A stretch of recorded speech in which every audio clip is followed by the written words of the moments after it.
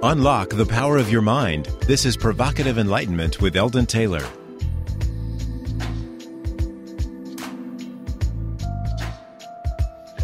Welcome to another hour of Provocative Inquiry, an hour dedicated to offering alternatives to the way we think, the way we behave, and what we might find comfortable to believe. It is an hour for the open-minded and an hour that has been known to aggravate some by prodding those old ideas that have become so encrusted their origin has been lost. In this next hour, we often intentionally challenge the orthodoxy in matters of mind, body, and spirit. You are invited to join us, but be warned, for the next hour we hold our so-called knowledge in abeyance, willing to admit that what we think we know might just be wrong. In this way, we truly hope to nudge our consciousness in a way that is additive to our relative states of enlightenment. All right. Last week, our guest was Anna Maria Hemingway, and we discussed her research and book, Practicing Conscious Living and Dying. True to one of her admitted icons, Plato, she encourages practiced dying. That we define to be the surrendering of personal interest, selfish, self-centered, I-me stuff, in favor of service to others. This is a good practice, whether for improving the quality of life or for following the admonition to practice dying. Barbette wrote, "When my father received his terminal diagnosis, he quoted a line from Dumbledore in the first Harry Potter book. Death is but a great adventure, and he believed it." And I'm going to say that again. Death is but the next great adventure, and he believed it. Many of you wrote regarding the show, expressing both your interest in the subject and Anna Maria's candidness and willingness to discuss the so-called dark side of the afterlife. Ernie wrote, "I believe that 18% of the NDEs are that of the not-so-good kind, if I understand the data correctly. And you're right, no one likes to talk about them. Some old fellow I knew and grew up knowing had an NDE experience he mentioned to my brother, and it sounded pretty horrible, as my brother retold the story to me. Steve, that was his name, was in general a pretty miserable guy. I mean, Eldon, he lived his life as though he was angry at the world, always. I wonder if one's frame of mind is in play here." Well, Ernie, based on the literature, there does seem to be some correspondence between the expectation in life and the experience out of life during an NDE. However, with that said, the real correspondence, and perhaps a more important point, is the commonness of the experience. That is, for most people, the very large majority, their experience includes things like the tunnel, the white light, relatives, loved ones, and so forth. All of this, in all cultures, are important aspects related to the NDE, and they're shared in common. And in and of that itself, we have some very suggestive information. Something's going on here, a shared archetype, a reality of some kind. And addressing this issue of the dark side and evil as a standalone force, separate from will or resistance of man per se, or at least, let's say, separate in the sense that it exists independently and not contingently on you or me. Angelica added from our conversation with Peter Calhoun 2 weeks ago, quote, "I appreciate what your guest said last week. He acknowledged so-called fallen angels or beings, but said we do not have to be susceptible to them." Continuing, this time with respect to Dr. Hemingway's appearance from last week, she wrote, "I heard the portion where your guest gave her perspective on evil. At first she seemed somewhat timid about her views, but I understood that her beliefs were in line with what Lorna Byrne has stated in her book." Remember, Lorna will be here with us on March 2nd, and she will take your call so you can ask her or her angels your questions. Okay, now Charles wrote, quote, "How do you get away with putting non-Hay House authors on Hay House radio when their ideas oppose those of Hay House authors?" End quote. Interesting question, Charles. Interesting from at least two perspectives. First, the question implies some kind of censorship by Hay House. Second, the question implies agreement by and between all Hay House authors. Here is your answer in short. I have never been told by anyone at Hay House who I could put on the show, what we could talk about, or any other limitation to the style or content of this show. There is no censorship that I'm aware of around here. Next, I assure you that not all Hay House authors agree with each other on everything. I think if you set aside your assumptions, Charles, as expressed and implied in your question, that you will find the content on Hay House Radio is both rich and robust, meaning that you find great content to support and assist you while providing perhaps the necessary provocation from time to time to give rise to causing you to reach yet to another level of discovery and self-actualization. That said, thanks for the letter, Charles. Okay. A couple of more quick ones. Karen wrote, I am really enjoying your Hay House Radio show. Your guests are fascinating. Thanks, Karen. We try to bring new and novel guests on, and we try to push the envelope with those guests. Aisling wrote, and I hope I'm saying that right. It's Aishling.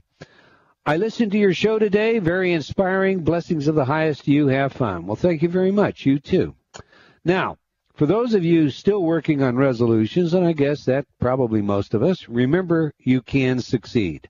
Howard wrote regarding our Entertalk CDs, after 40 years of smoking, Stop Smoking Forever worked. Bring on the world. Well, congratulations, Howard. How fantastic. Please remember, we have a number of Entertalk programs that are free downloadable MP3s at my website, and they're there to help you. These are not samples. They are the actual patented and scientifically proven technologies. Just use the left-hand navigation on eldontaylor.com, select free programs, and go get them. All right, that's all the time we have for letters today, but I want to thank all of you for writing, and I do invite you to opine by leaving your comments on my website, eldontaylor.com, or by joining me on Facebook. I try to read them all, and your input does help and direct our show. So please take a moment and let me know what you think of the show and of our guests. Okay, Socrates taught that to have a healthy mind, you need a healthy body. Eugene Delacroix once said, I live in company with a body, a silent companion, exacting and eternal. And George Seahand put it this way, the mind's first step to self-awareness must be through the body. Now, Louise Hay built Hay House, the publishing company, the radio network, the philanthropic machinery, and more by first teaching the lesson, love your body. It can be easy for the left brain dominant in our world to forget about the importance of the body until the need is pressing, sometimes too pressing. Think about it this way. Are you aware this minute of your body, your heart rate, your blood pressure, your digestive process, your lungs, and so forth? Do you hear and feel the stimuli that are ever present, or does it go unrecognized until an urgency arises? Well, we're not supposed to be so totally conscious of our somatic information as to exclude the exterior stimuli, and that is why we are made the way we are. Indeed, there is a continual competition for the attention, for my attention, your attention, and attention has an economy that simply cannot afford processing all stimuli simultaneously, at least at a conscious level. What then is the right level of attention, the type of care, the natural way to live and foster great mind-body health? How do we enjoy being ecstatic beings? A title our guest today gives to her latest book. Is it possible to stay forever young, or is this just some wild and crazy scheme dreamed up by those who do not wish to accept aging? Our guest today goes only by Shazzie. She comes to us from the United Kingdom, where she is very well known. She will tell you that her journey began by detoxing the system and adopting a raw food diet. She is a compelling guest, not just because of her young, radiant appearance and obvious success with her own body, and that's quite a story, and we'll hear more of it, but because of her work and research with others and their successes. Shazzie is radical, and many people are likely to find her book, Ecstatic Beings, simply, quote, too much, end quote. And I'm quoting one of her real fans. However, the proof is in the pudding. Take a look at her before and after pictures and decide if you want some of that for yourself. Watch her yoga videos and see how young you might become in body as well. One thing is for certain. Everyone around her senses and feels the total joy she exudes from her being. Now, I know what I think, but we want your thoughts, questions, and feedback as well. We have a lot to talk about in this next hour, and we invite you to join us by calling toll-free 1-866-254-1579, and international callers can dial the country code, then 760-918-4300. So to our guest. Shazzie has been a vegan since 1986 and a raw foodist since 2000. She became an instant raw food superstar in 2000 when she started her world-famous blog. Shazzie has been featured in the United Kingdom media discussing raw food, superfoods, breastfeeding, and being an ecstatic being. She is the prolific author of Detox Your World, Detox Delights, Naked Chocolates, and that sounds sexy and good, doesn't it? Evie's Kitchen, and her latest, Ecstatic Beings. I might add here, in my opinion, I would suggest starting with her wonderful book, Detox Your World, before turning to Ecstatic Beings, but get them both at any rate. If you want tips on how to bring ecstasy into your life, if you have ever wondered about detoxing your body, if you have ever thought about how you might have more energy and look younger, in short, if living a long, healthy, and ecstatic life has any interest to you, then you will want to phone in and talk to our guest. It is my pleasure to welcome to our show one of my favorite people. Welcome, Shazzie. Eldon, that is a beautiful introduction. Thank you. It's such a pleasure to be here. Oh, it's indeed our pleasure. We're thrilled that you'd stay up late and join us. It's not too late yet. Well, that's good. Now, to begin with, you have a personal story that I'm familiar with, but I want our listening audience to come up to pace with us. So if you would set the stage by telling us about what you learned, what you teach, how you got there, please share that beginning with us.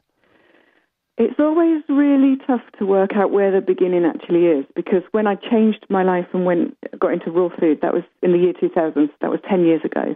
Just celebrated my 10th anniversary. But there were definitely big steps and big clues along the way. So, a year before that, gave up bread, and I felt a lot better for that. And when I was 18, I became a vegan. So there were definite things. I was obviously always a seeker. I was obviously always that kind of personality.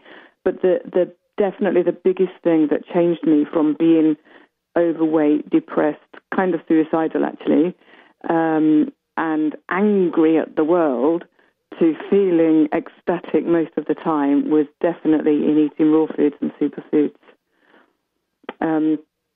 So, in 2000, I was just at rock bottom, and I decided, I remember the conversation I had in my head.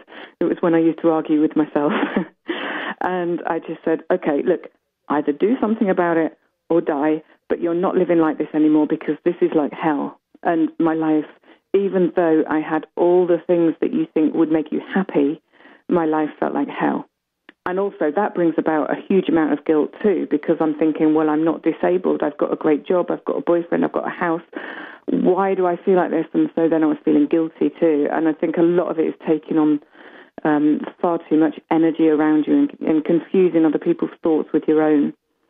And so in my process of removing cooked food from my life and refining my diet over the years to the one I have now, I've strengthened myself, strengthened my energetic field. And, my body's really young. My mind is ridiculously young. I think I should be 14, not 41 next week. And I kind of, even though I don't work much now, I only work about 10 hours a week now. So I've got a young daughter, and, I want to give her a lot of attention, and I want to do stuff rather than work as well. The things I do that I produce now are so from the heart and so fully aligned with myself that I now look at what I was doing before and think, okay, that was all tools for my toolbox, learning about design and writing and marketing and the world. It was all tools for my toolbox, and now I'm aligned with myself. I can put out my message really beautifully in the style and way that suits me, and it feels extremely authentic. And that's a really important thing when you're into doing the best work that you can do. It's silly to do the best work you can do for someone else when it's not aligned with your own thoughts. So it wasn't just the food changing my body. It changed actually everything. It put me in complete alignment with my real divine self, rather than the left brain thing that thought it was me. So are you suggesting? I'm sorry. So are you suggesting that processed food and whatnot, just because you had a very normal upbringing by way of the kinds of foods and diet that you were exposed to?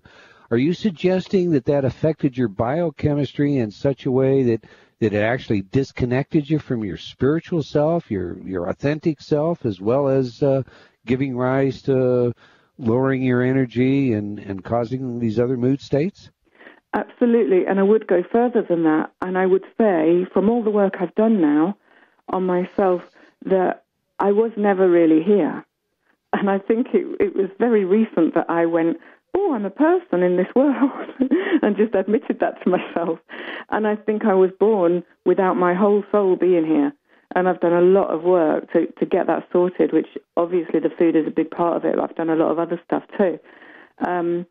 But when your body is not responding or recognizing the food that it's eating 3 times or more a day for decades, then it's going to affect your brain as well as every other part of your body. And so, yeah, I think I actually think I honestly believe that a lot of the troubles we see in the world are down to eating denatured food. Absolutely. Let me ask you this, since we're on the subject, and this may seem like a wild card question coming in, but earlier this week I had a conversation with a woman a year or two older than you are that is going through menopause and just had hormone replacement, and suddenly she finds that she can reconnect spiritually. That prior, for a couple of years prior, she's been kind of jaded, had an attitude that, it really doesn't matter, and has not been able to continue her spiritual practices, which prior to that, she got a great deal of satisfaction to. So I guess where I come from, the brain part of me says, do we have a biochemical need in order to have a truly rich spiritual life? Yeah, for sure. Because when you look at how the glands work, which produce our hormones, if they haven't got the correct stuff going into them, the correct nutrition, they're not going to function correctly. They're going to malfunction. And so, as an example, if you don't get in enough long-chain fatty acids, which is what you would get from oily fish or algae, DHA, then you're not going to be able to produce the right things out of your glands. And so just something as simple as correcting your long-chain fatty acid intake can alter so many hormonal problems. There's a really good book, I think it's called Why Japanese Women Don't Get Old or Fat, something like that, or they don't have the menopause and get fat, something like that. And it's mainly because of the long-chain fatty acids. But then there's also the opposite, which is the trans fats, that's very high in the Western diet. And I think as people are becoming aware, it's getting less prevalent. But having trans fats in your body is like wrapping your brain up in plastic. Your body doesn't know what to do with it. It's trying to deal with it, get rid of it. And it's so alien to the body. It's just coating it and really causing, if you think about how precious our neural networks are, it's shorting them out and causing malfunctions inside us. It's really interesting. I guess I think of it this way. I think we're talking about a phone line, because on the other side there is a spiritual reality, and on this side we have a physical reality. But I never really have connected it so much as so directly as what you're implying here. That Alzheimer patients, we're doing some work with people in that area, advanced Alzheimer's, and the spiritual component of their experience seems to be as missing as perhaps much of their other memory. You look at now a physical component, and you think of the spiritual connection as being difficult there. I guess in a sense what we're saying is the phone line itself, our ability to make that connection is what's failing. either through mental or physical disease. Is that how you take it? Yeah, it's a really good analogy, and that makes a lot of sense. Yeah. Okay, well, let me just ask you to define then. You know, I love Aristotle, and I tend to listen to him, and he believes that you should define everything before you take that subject on. So we want to talk about ecstatic beings. What do you mean by ecstatic beings? Okay, so out of the context of the book Ecstatic Beings, we look at people in our history, such as Jesus or the Buddha, and you can see, and even Mother Teresa and Peace Pilgrim, you can see within these people something so pure and unaffected by external processes that you know they're fully connected with their heart and their divine selves. And, you know, Jesus loved people even when they were putting nails through him. The Buddha could observe everything and have absolutely no external issues because he was sorted internally. And I think that these people, religions and things have been created around a lot of people in our cultures because they are people that are completely sorted. Now, the book Ecstatic Beings is taking this premise that there are some really amazing people that have obviously got it right in our history and saying, well, look, we don't need a religion. We don't need to be told what to do. But there certainly is a need to know what's happening in this century because it's all up for grabs. This is post-feminist, post-everything. It's absolutely post-everything. What do we do? And so... Okay, now, Shazzie, I'm going to have to ask you to hold that because we've got a hard break coming up. Okay. And we'll pick it up after the break, all right? Fantastic. Okay. You're listening to Provocative Enlightenment on Hay House Radio. I'm speaking with Shazzie about ecstatic beings, and you definitely want to call in and speak to her in the next half hour. You can follow the links under Provocative Enlightenment on eldontaylor.com to her website, books, videos, and other work. And we'll be right back after the following words from our friends.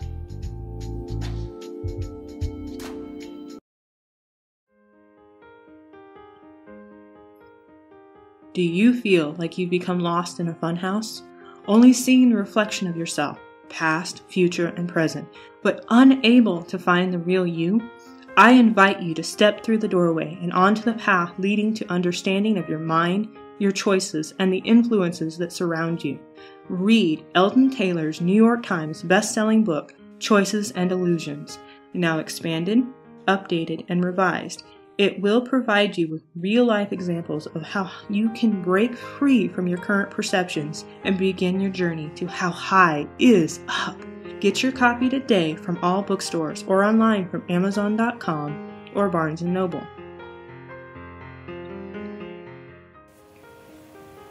Close your eyes. Imagine your goals and dreams.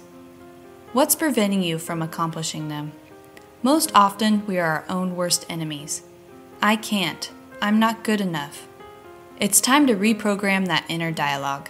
Replace all those negative self-images with, I'm good. I am powerful. I can do anything. Eldon Taylor's Inner Talk patented subliminal technology does just that. Researched at numerous universities such as Stanford and by governments such as Mexico and Germany, Inner Talk has repeatedly been proven effective at changing your self-talk. Stop imagining your goals and make them a reality today. Visit www.innertalk.com. That's INNERTALK.com. Innertalk.com.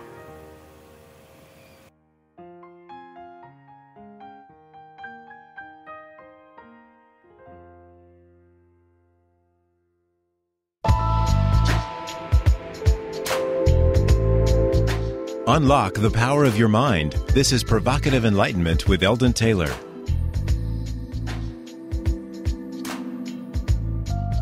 Welcome back. Now, if you just joined us, my guest today is Shazzie, and we've been discussing the whole idea behind ecstatic beings.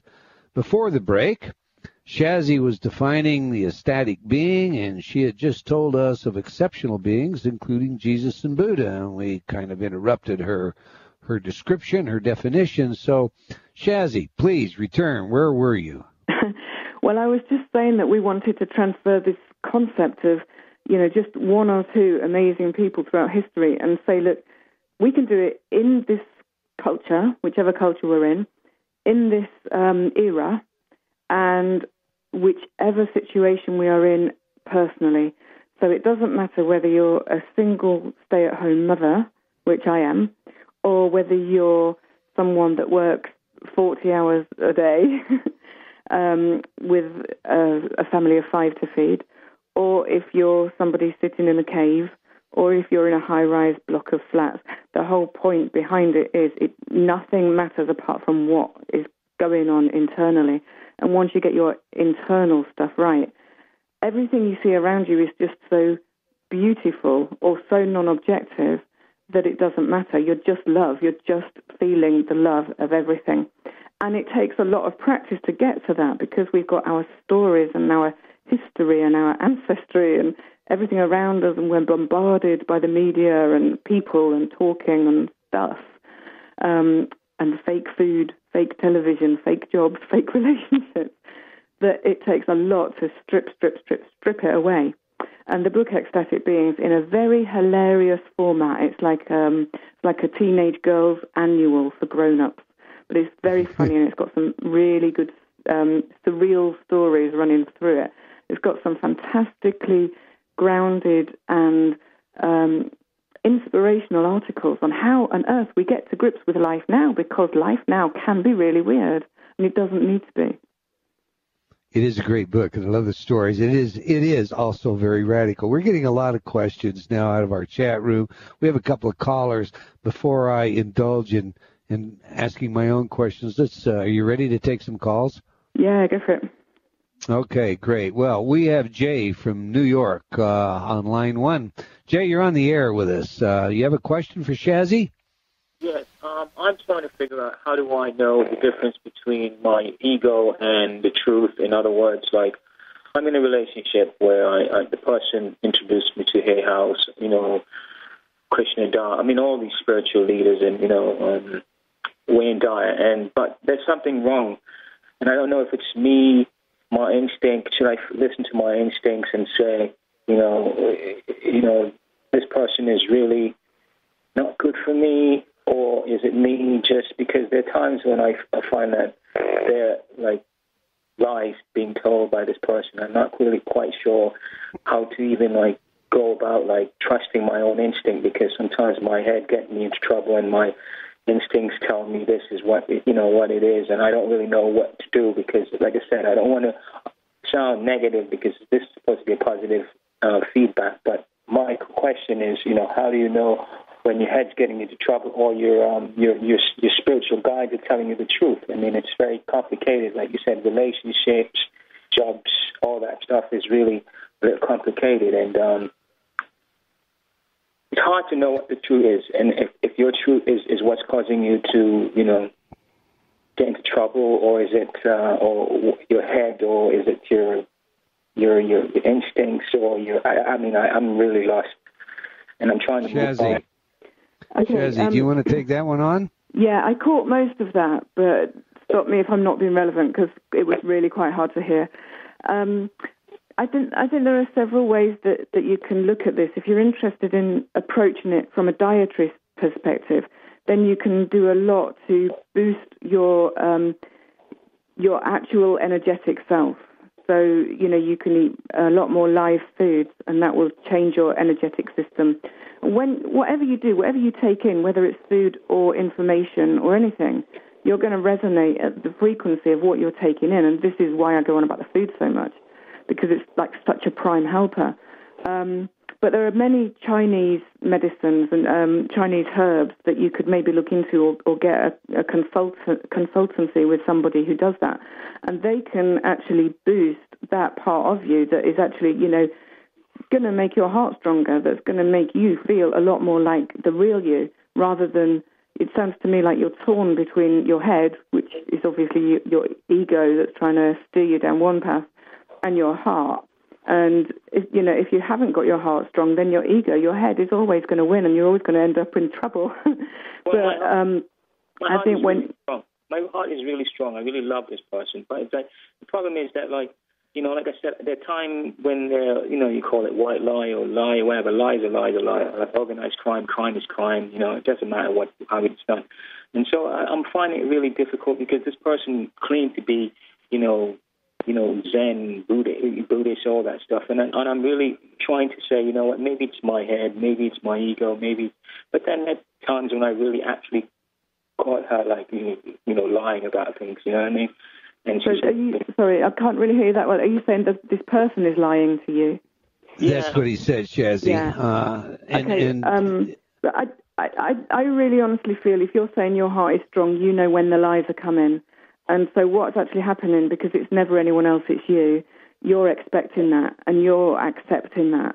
So if you get to a point within yourself and know that you're strong, which is fantastic, then you will never, ever have that. It just won't be allowed in your life. You won't be able to attract that frequency. But certainly, pulling in a lot more high-frequency foods is going to help you not allow that frequency of lying into your life a lot quicker than trying to do it on your own. Because, then when you're trying to do it on your own, you're fiddling with your head again, and we want to get away from that.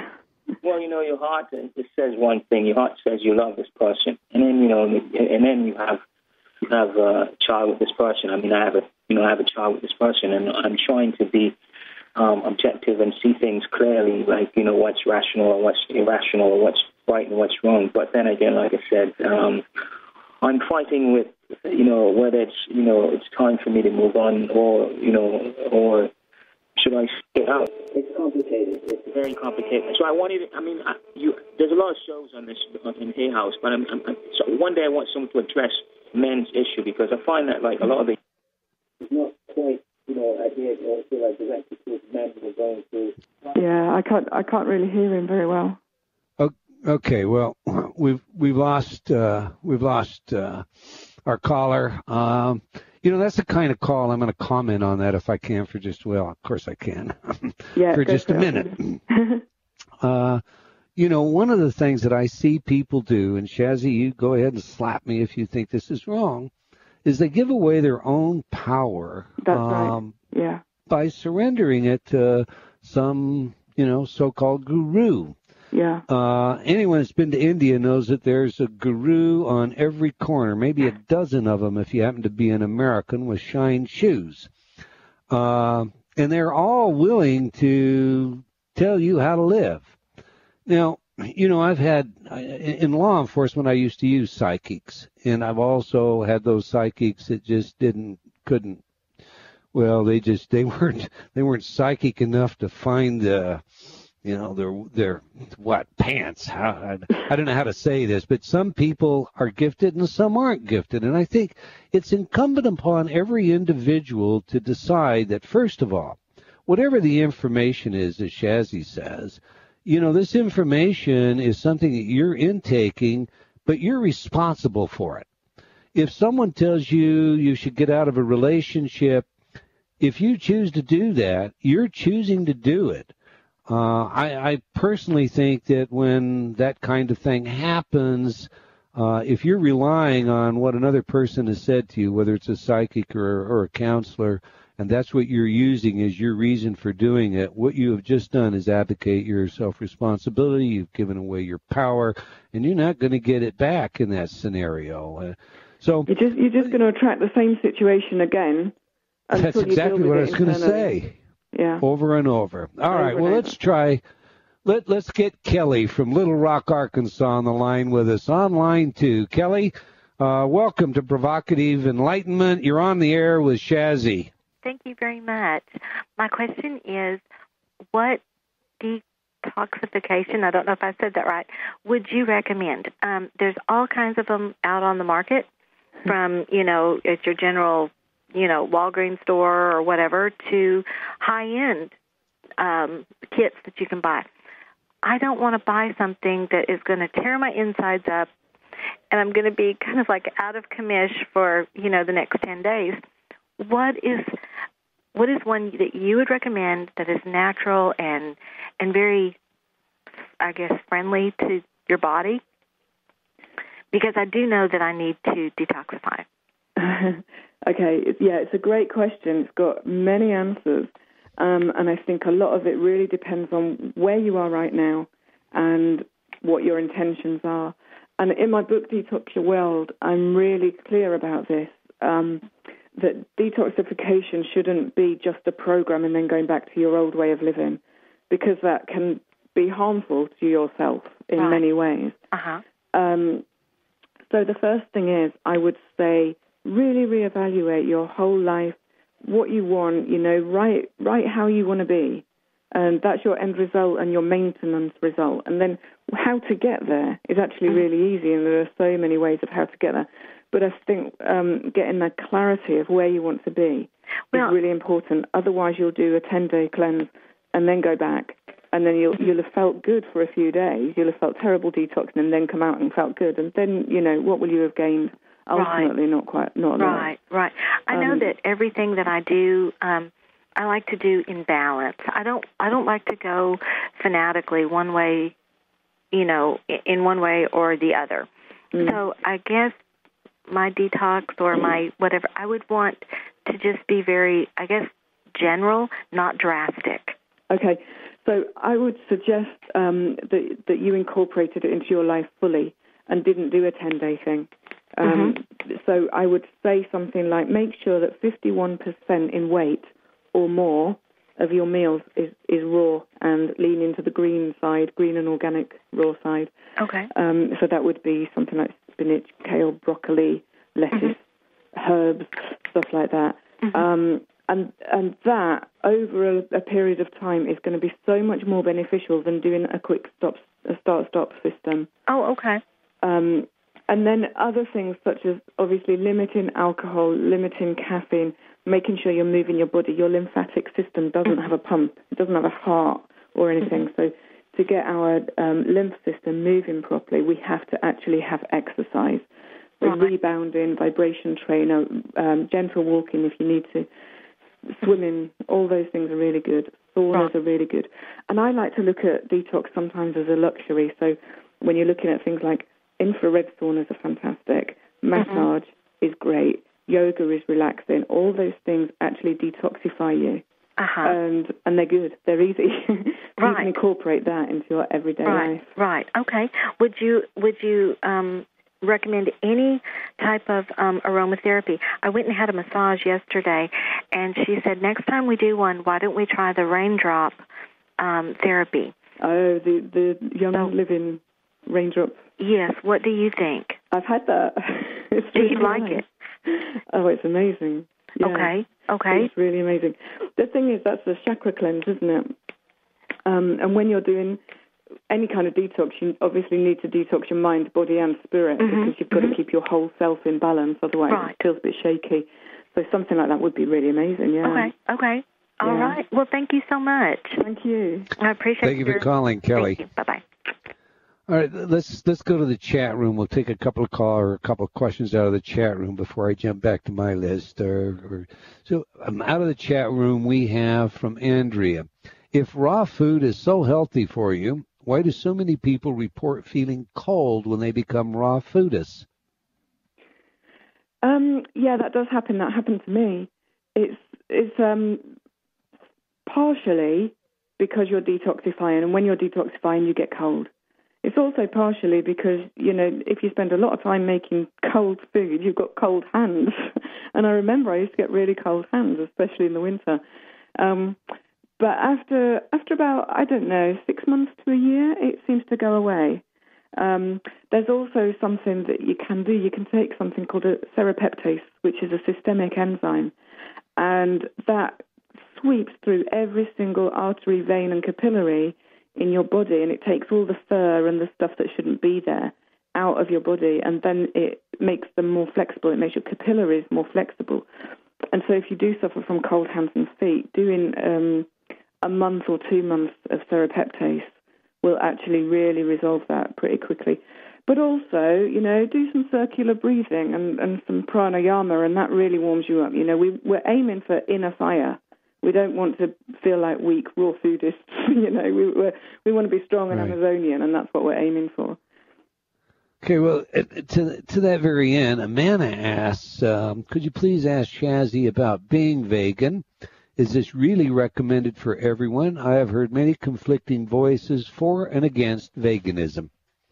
Oh, fantastic question, because I think I'm quite an anti-vegan vegan.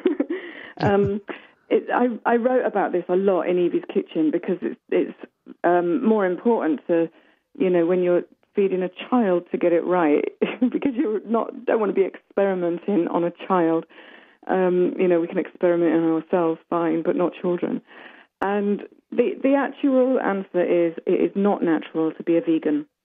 So, I want to be a vegan for compassionate reasons. I don't want any part of the industry that exists. But does that mean I don't want to eat an ant? Actually, no, I don't want to eat an ant. It's something that I've been a vegan, 25 years. I just couldn't imagine eating an ant, eating another creature, or stealing milk from an animal when its child is going to be killed, and having that. I personally can't do it. So I worked out for Evie's Kitchen what to do, how to be fully healthy if you are a compassionate vegan.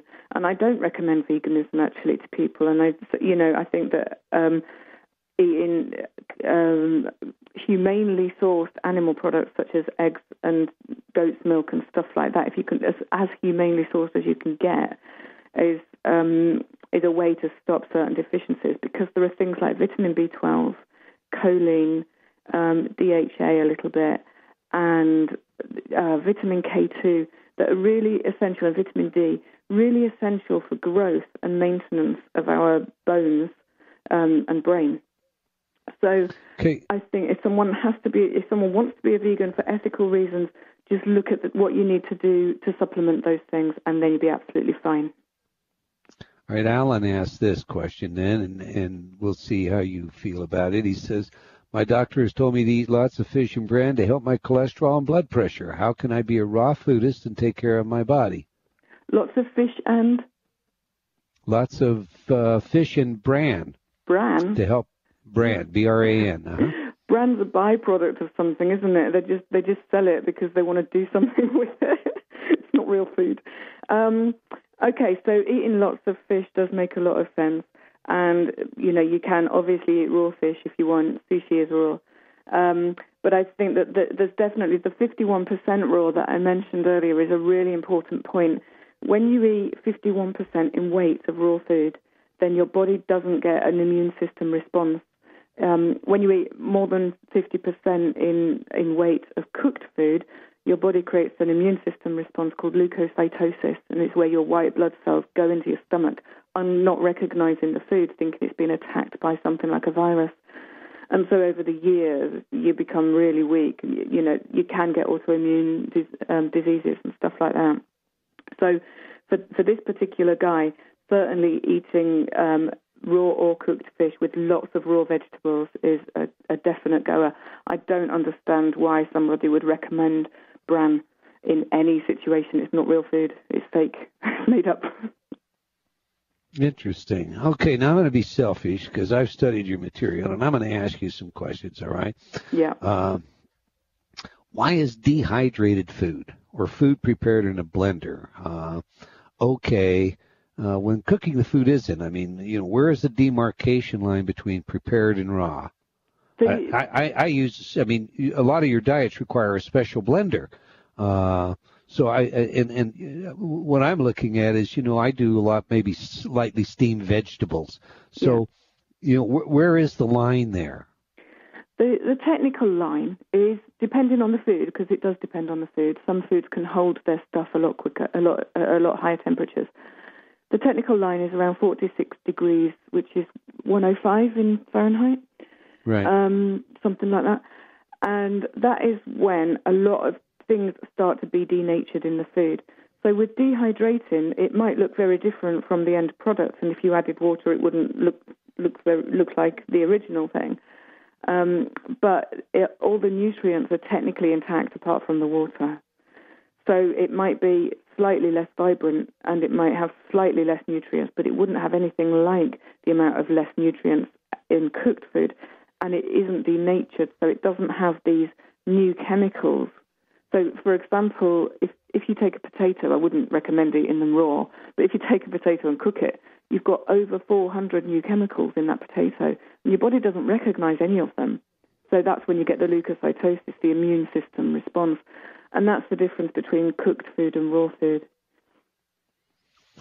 You know, I have to tell you that when I read your first book, I found it very compelling. And my wife and I, experimented with it. And there's just some foods like Brussels sprouts that taste horrible if you don't cook them some. Have I got a recipe with Brussels sprouts in it? I don't believe I have. Do you not mean alfalfa sprouts? Well, I love alfalfa sprouts. You can put those on my salad. I'll eat those raw all the time. God, if I got a recipe with Brussels sprouts in, I'd be very surprised. I can't stand them. You can't stand them? God, stand them. Okay. I mean, when I eat a salad, okay, so it's got spinach or lettuce or kale with some really nice dressing and avocado. So, who's not going to like that? Yeah, you're right. Who's not going to like it? I'm going to love it. That's a fact. And I share your compassionate feelings as well, because I've had my own experiences there. But that's another story. You have a brand new program that is actually a course in 60 seconds or so. Tell us about that course. Okay, it's on ShazzieSpeaks.com, and you can actually get to it from Shazzie.com as well if you can't find that. There's a free year-long email course, which is exciting things that I say, like inspirations and stuff like that. That goes on for a whole year, and that's for free for anyone. And then above that, if you go to ShazzieSpeaks.com/program, you can find a brand new program. It's got about 30 downloads, so it's pretty huge.